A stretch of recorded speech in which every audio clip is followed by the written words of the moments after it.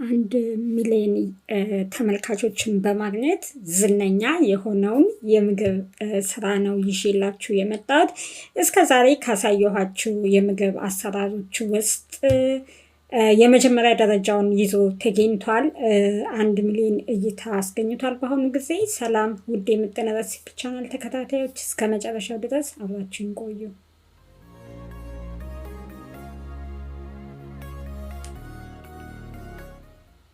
እንግዲህ ዛሬ የምሰራው ምግብ ጀምሬያለሁ። የተጠቀምኩት አንድ መካከለኛ የሚሆን ቀይ ሽንኩርት ነው። እንደምታዩት ከትፌ አዘጋጅቼ ነበር። ከዛ መጥበሻ ላይ በማድረግ በራሱ ውሃ እንዲበስል አድርጌዋለሁ። ከዛ በኋላ ምንድነው ያደረግኩት? ዘይት ጨምሬያለሁ። ይበቃኛል ብዬ የማስበውን ያህል ዘይት። በኋላ ላይ ደግሞ ቅቤ ስለምንጨምር ያው ዘይቱን አነስ አድርጋችሁ መጨመር ትችላላችሁ። እዚህ ጋር በዘይቱ ለ1 ደቂቃ ለሚሆን ጊዜ ከተጠበሰልኝ በኋላ ምንድነው ያደረግኩት?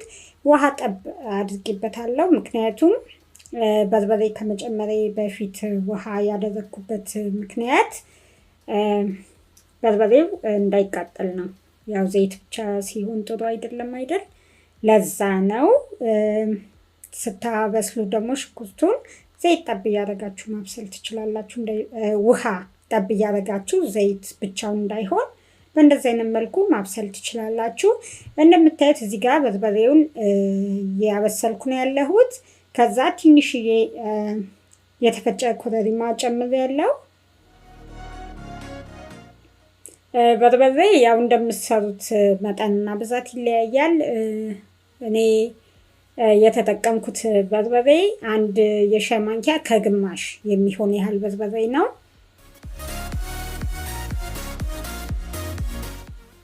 እንደምታዩት ውሃ ጠብ እያደረግኩ ነው እያቁላላሁ ያለሁት።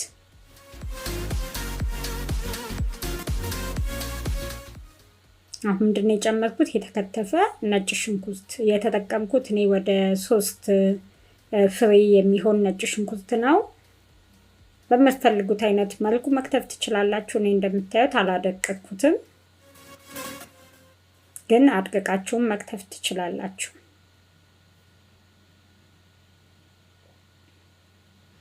ከዛ አሁን በርበሬ በደንብ ተቆላልቶልኛል። ምንድነው የጨመርኩት? ቲማቲም ደግሞ የተጠቀምኩት 2 አነስ የሚል ቲማቲም ነው ያደረግኩት።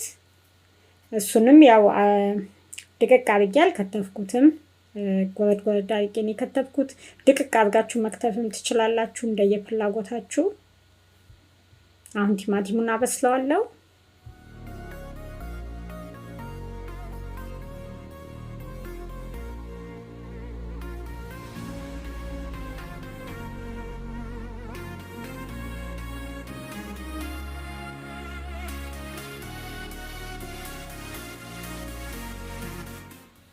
ያው እንደዚህ ምግብ ኩክ በምታደርጉበት ጊዜ የምግቡ ጣፋጭነት ቆንጆ ያማረ ጣዕም መኖሩ እውነት ለመናገር ከሽታው ከቁሌቱ ያስታውቃል። አሁን እዚህ ጋር ምንድነው ያደረግኩት? 2 እንቁላል በደንብ የተመታ 2 መካከለኛ እንቁላል ነው የጨመርኩት።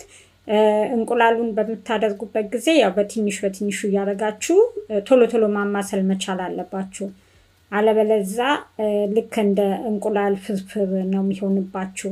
እንደምታዩት ቶሎ ስታማስሉት እሳቱንም ቀነስ ማድረግ አለባችሁ በዚህ ሰዓት ላይ። ይህን አይነት ይሆናል፣ ትላልቅ አይሆንም ማለት ነው። ያው ልክ እንደ የምንሰራው አይነት የእንቁላል ወጥ ስንሰራ መሆን እንዳለበት ነው መሆን ያለበት። የእንቁላል ፍርፍር እና የእንቁላል ወጥ ስንሰራ ያው ይለያያል፣ ወይም የእንቁላል ስልስ ስንሰራ ይለያያል። ስለዚህ እንደምታዩት እንደዚህ ፍርፍር ማለት አለበት፣ ትላልቅ መሆን የለበትም በፍጹም። ለዚህ ነው እንቁላሉን ስታደርጉ በትንሹ ቀስ እያላችሁ እያደረጋችሁ በደንብ ማማሰል መቻል አለባችሁ። አሁን እንደምታዩት እንቁላሉ እየበሰለልኝ ነው። ቅቤ ጨምሬበታለሁ። እኔ ቅቤ አደርጋለሁ። የማትፈልጉ ካላችሁ አለማድረግ ትችላላችሁ። እኔ ግን ልዩ ቆንጆ ጣዕም ስለሚሰጠው ቅቤ አደርግበታለሁ።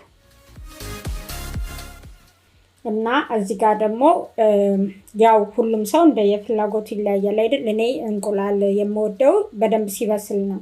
ስለዚህ በደንብ አብስዬ ነው የምሰራው። ግን በደንብ ሲበስል የማትወዱ ካላችሁ ደግሞ በትንሹ ለብ ለብ ማድረግ ትችላላችሁ። ጨው ጨምሬያለሁ። ከዛ ቃሪያ አድርጌበታለሁ። ያው እንደምታዩት ወደ ገበታ አቅርቤዋለሁ ማለት ነው። በጣም ነው ሲያዩት ራሱ የሚያምረው።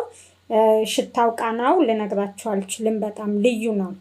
ነግራችኋል አይደል? ያው ዝነኛ ነው ይሄ የእንቁላል ወጥ ስራ እና ያው መጠኑንም እየነገርኳችሁ ነው ዛሬ የሰራሁት።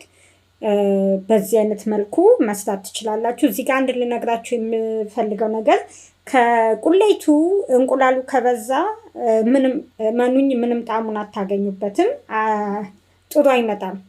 ስለዚህ ቁሌቱና እንቁላሉ በጣም መመጣጠን አለበት። እንዳያችሁት እኔ ለጨመርኩት ግብአት የተጠቀምኩት 2 እንቁላል ብቻ ነው። እንዴት እንደሚያምር አያችሁት አይደል? ጣዕሙን ራሱ በቃ ልዩ ነው። ጣዕሙን ልነግራችሁ አልችልም እንዴት እንደሚጣፍጥ። እጅ ያስቆረጥማል ቢባል ምንም አያንስበትም። እና 1 ሚሊዮን ተመልካች ያገኘው ዝነኛው የምግብ ስራዬ ይህ ነው ማለት ነው። የእንቁላል ስልስ ወይም የእንቁላል ወጥ አሰራር እና በጣም ተወዳጅ ነው። እኔም ያው 1 ሚሊዮን እይታውን በማስመልከት እንደገና ሰርቼ ይዤላችሁ መጥቻለሁ። እኔ በቤቴ ውስጥ አልፎ አልፎ ሰራዋለሁ። በጣም ነው የምወደው ይህን የእንቁላል ወጥ አሰራር። በጣም ስለሚጥምም ወደዋለሁ። ስለዚህ አልፎ አልፎ ሰራዋለሁ። ዛሬ ደግሞ እንደገና በድጋሚ ለእናንተ ይዤላችሁ መጥቻለሁ።